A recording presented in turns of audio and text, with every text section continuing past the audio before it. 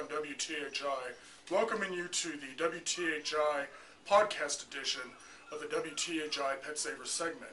Joining me today is the star of the show, Miss Annie, and what we're going to be talking about today is Canine Dental Awareness and Canine Dental Month.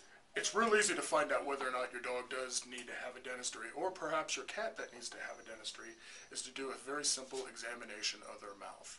Now with Miss Annie, all you're going to want to do is just kind of raise her lip, and if you look right in here, if you could see all that tartar that's built up on her teeth, definitely she needs a dentistry.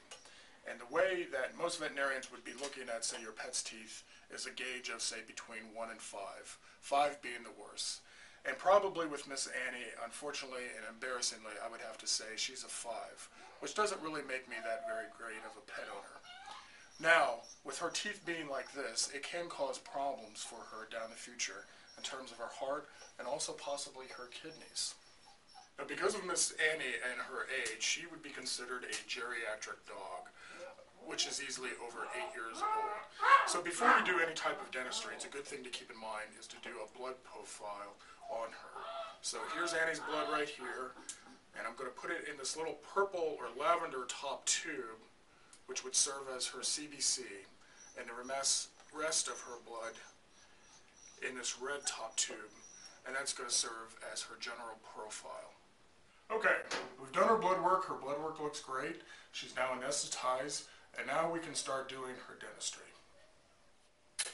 The key to any time you want to do a dentistry is we're going to be focusing on is this nasty tartar right here and trying to knock and chip that off.